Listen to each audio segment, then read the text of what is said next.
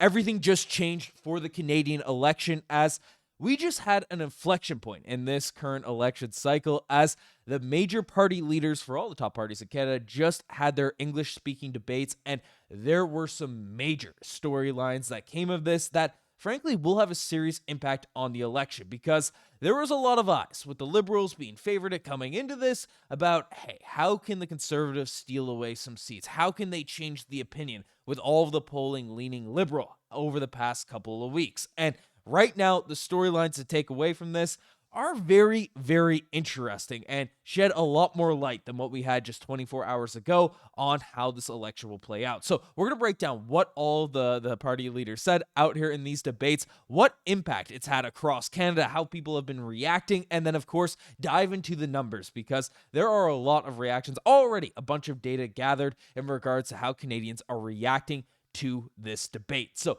tons of stuff to break down in this video. But before we dive into that, folks, again, if you want to stay up to date on all of the latest Canada news, get some insights in terms of what's going on in the country of Canada, especially during a crazy time like this, during election just around the corner, make sure you guys hit that subscribe button so you don't miss a single thing that's going on across the country of Canada. But let's dive into it, because, of course, as I mentioned, the Liberals have been favored in the polls as of late. So tonight was a big moment, especially for the Conservatives, especially for the NDP, to build up their and the Bloc Québécois as well, to build up their cachet, state their facts, and then, of course, Mark Carney to not drop that lead, drop what's going on. And there were a lot of things said and a lot of reactions. And, of course, you get the big flashy headlines in terms of what people are saying, right? We'll have to see what Canadians think of this debate, but my take, Carney won, and it wasn't even close. So, you're getting that from the Toronto Star, and then you're getting other people coming out and saying, Pierre Poilievre's closing statement was, we'll win him the election. There's a lot of big headlines, but we'll dive into the actual numbers after we take a look at what was actually discussed and said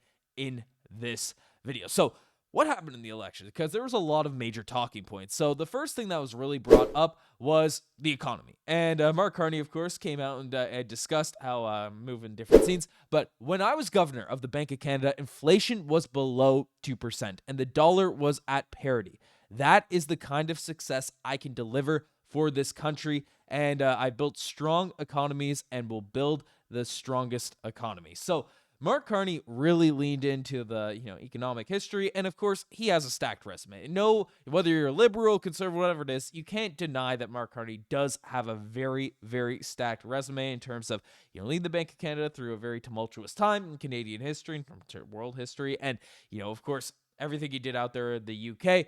Mark Carney has that resume, but one thing that was really brought up a ton, which I'll discuss a little bit further later, is also on his resume being linked to the last decade of Liberal leadership, being Trudeau's economic advisor and stuff. And basically, when Carney brought all this stuff up, Pierre was very adamant in saying, hey, Mark Carney, you have to apologize for all the increased inflation, for all the problems that are currently going on in the current economy of Canada that we've all been feeling across the country here now at this point. So it was funny to see that back and forth, because Carney was taking some praise, some stuff that he has done involved in Canada, including during the Stephen Harper, the 2008 sort of financial crisis we saw back then. But some of the stuff over the past decade that not really associating himself with some of the negative things. But I thought he actually handled it pretty well. But this has always been a seesaw effect that, of course, you're going to expect from Mark Carney given his past situation. So that is an interesting sort of topic, the economy being brought up. But another really hot topic leading into this debate was Pierre Poilievre discussing using the notwithstanding clause to combat crime. And directly he said in this debate that, everyone that's attacking him, specifically Mark Carney, he says it's dangerous for me to ensure mass murderers stay behind bars for life. You know what's dangerous? Turning them loose on our streets. And this, I think, will resonate with a lot of people and then also scare some people, because, Carney's response to this was really, it's not where you start, but where will you stop? So what's going on with crime? Because crime was a major topic of discussion for basically all the candidates. Everyone brought up it was a major talking point for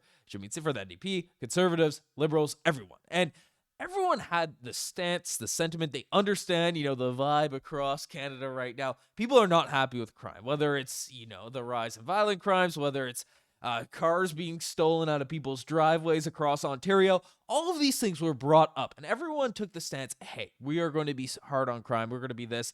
But the big concern is regards to, messing with the charter. And that's something that has made some people uncomfortable, especially with all of the unpredictability that has come with politics, especially south of the border. If Pierre Poilievre is willing to, be lenient or make some adjustments to the charter, make some changes, use that notwithstanding clause, then again, where is that line? Can things get messier? And for things that maybe are less agreed upon by all the parties, by all across Canada, getting hard on, or at least fixing the issues that are currently plaguing our criminal system. So that is a major sticking point that I think will have a serious impact on everything that's being brought up and discussed out there in these debates. But of course, there were a ton of topics that were brought up in this one. But basically, energy has been a major, since for forever, honestly, energy across Canada, how we're sort of using those resources. And Poilievre came out and really said, how could you possibly think it's a good idea to give the Americans continued monopoly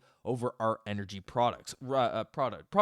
Really just going at the Mark Carney, the Liberal Party, for essentially implementing some laws. Bill C-69 was brought up a ton out there in this debate in regards to the policy that was implemented by the Liberals, who have been adamant and have been saying a lot of things in regards to, hey, we are going to build Canada's energy. We're going to focus on this. It's going to be made, building and giving Canada leverage in all these tariffs and trade negotiations, exporting to different trade partners.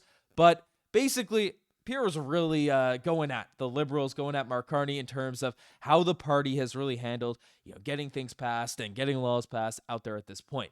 And to build off this, one of Pierre's more interesting takes, because of course his climate policy has been from Liberal supporters, from NDP supporters, from Jagmeet Singh, from Mark Carney, there was a few chuckles made about the lack of environmental policy from Pierre Poilievre, but he had a fairly interesting point that I've seen resonate across, social media and stuff since this debate happened. And essentially, Pierre Poilievre's climate plan is to export natural gas to India to displace the coal that they're using for electricity. And this would have an effect of reducing the equivalent of 3 times Canada's total emissions. And again, there's a lot of things to be factored in. He also discussed, like non-specific litter, waste, all those types of things in Canada, specifically in terms of climate policy. But when you're talking about carbon capture, it's a lot of these developing nations, it's a lot of these different countries that are outputting a lot more carbon than Canada specifically is. So, that's, I thought, was an interesting approach. I thought that was a really interesting argument that should definitely be brought up and taken seriously, because I know the Conservatives have always been kind of memed in regards to their lack of, climate policy plans. But I thought that was a really good point brought up by Pierre Poilievre. And now, of course, there are some other considerations. If you're going to neglect specifically on home soil, there are countries, when you're doing trade with countries like the EU, different countries in Asia, they do want to see specific practices being done with their trade partners in order to not neglect the environment. So that is a trade aspect that might be interesting. Of course, there is a lot of a whole can of worms that you could dive into with environmental policy. So there was a lot of things brought up in this, in this debate, in this election. Other things that were brought up in terms of, being addressed was Carney's connection to Trudeau. That was a very important point, as Carney was trying to separate himself from the last decade of Liberal leadership and saying he's a different person, he's a leader, that's how he should be judged. But of course, everyone was piling on in regards to his impact on the previous Liberal regime. So that was one thing that was brought up. Of course, crime and public safety, which we dove into a little bit,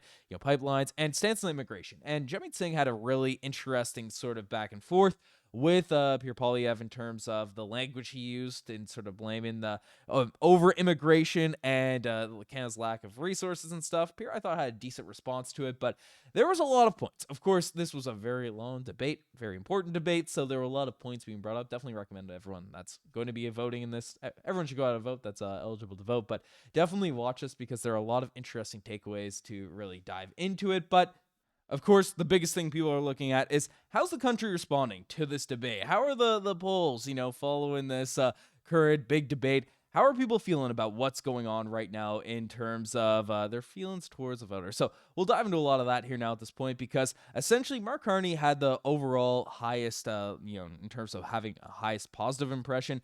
In terms of the debates, Pierre a little bit more polarizing there. Jagmeet Singh had a 41%. I actually thought his debate performance was fairly strong. And the NDP support has really been back in sync despite the polling numbers are not being that great. We'll see how he actually performs in the election. But basically, which leader did more to win your vote? And this is something a number I've seen run with a ton over the past couple hours following the debate, as people are saying, hey, Pierre Poilievre did more to win your vote. It's the highest percentage there. If people say, oh, there's going to be a shift, there's going to be a change out there for the Conservatives. And that's what everyone's looking for, because tonight the election changed. Tonight was an inflection point. And really, we have some, we're illuminated in terms of how people are reacting and what chances, the Conservatives have, in comparison to the polls, everything that's going on. And some people are pointing to this and be like, okay, Pierre is doing a good job in terms of getting the lead back in the mix. However, there's a bit more context that you really need to dive into and sink into with this whole situation. So, of course, which leader did more to win your vote? You got a lot of BC out there with the Conservatives for Pierre Poilievre, but a lot of West Coast in terms of things along those lines. But also, which leader did more to lose your vote? And Pierre Poilievre is also at the very, very top. So that's a thing might cancel themselves out, in terms of actual decision making out there in the polls. But the one that is most illuminating and can probably give the biggest indication how Canadians are feeling now at this point. Now, of course, this is just immediately after the election. We could see swings, we could see narratives pop up. Well, it sometimes takes a while to digest everything that's happened with this debate. And of course, you could see that there's a bunch of people that didn't watch it all. They watched some, they watched a little, but basically, how did the debate impact you? And the debate did not change how you plan to vote. That's 71% of the audience. Now, it makes sense that that's a big number, and there are a lot of people dug into their camps and things like that there, but only 23% made you rethink your plan to vote rather than change your plan to vote, which is just at 4%. And that's essentially something that really needs to be brought up. These are numbers that are really, really crucial in terms of figuring out how our perspectives have changed on all the polling data, on how we can view this leading up to the election. Because Abacus puts it pretty bluntly, puts it pretty clearly in terms of what they said. A key metric for momentum is movement. And on that score, the dial barely twitched. Just 4% of viewers tell us they've actually switched their vote, and another 23% are rethinking. But their current preferences mirror the national horse race among English-speaking Canadians almost exactly. So in other words, the debate prompted reflection, not realignment. And this is probably bad news out there for the Conservatives, because you need an overwhelming victory for Pierre Poilievre tonight, where the Conservatives are lagging behind out there in the polls. You needed a clear victory out there for the Conservatives. You needed that momentum swinger. Now, of course, it's early. Maybe when people digest this, they wake up in the morning, they see all the highlights. There'll be a different sentiment. There'll be different stuff. But on its surface, what we're looking at right now, the initial reactions, status quo has been maintained. There hasn't been any major swings. You didn't see any major flubs from Mark Carney to really, dance away this leadership. So that is unfortunate for the Conservatives, fortunate for the Liberals. Definitely something to keep a watch on, because frankly, this is one of the biggest nights leading up to the election. We'll see how these campaigns play out over the coming days. And make sure you guys hit that subscribe button if you want to stay up to date with it all out here on Canada Digest. So you guys are the best. Make sure that sub button. I'm signing out. Cheers.